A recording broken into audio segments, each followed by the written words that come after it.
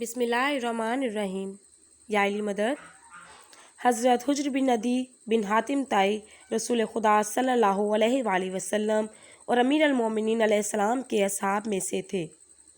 آپ کوفے کے رہنے والے تھے اور حضرت امیر المومنین علیہ السلام کے ساتھ جنگ جمل، جنگ صفین اور جنگ نہروان میں شریک تھے۔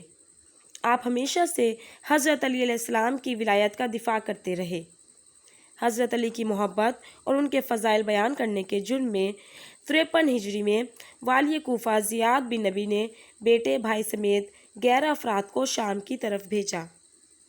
آپ مقام عذرا میں پہنچے تو امیر شام کے حکم سے آپ سے کہا گیا کہ علی سے بیزاری کا اظہار کرو اور ان پر تبرہ کرو ورنہ قتل کر دیے جاؤ گے۔ لیکن حجر بن عدی نے اس سے انکار کیا۔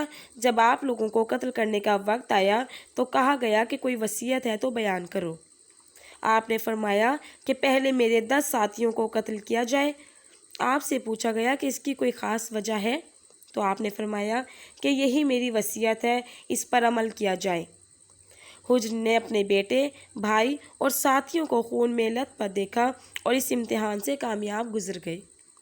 ان کے قتل کے بعد آپ سے دوبارہ وجہ پوچھی تو فرمایا کہ میں نے انہیں قتل کرنے کے لیے اس لیے کہا کہ شاید میرے قتل ہو جانے کے بعد موت کے خوف سے یا تمہاری زبردستی سے میرے ساتھی اس راہ سے پھر نہ جائیں۔ آپ کی شہادت پر حضرت عائشہ نے معاویہ سے احتجاج کیا اور حضرت امام حسین علیہ السلام نے بھی معاویہ کو خط لکھ کر سخت الفاظ میں ان کی سرزنش کی۔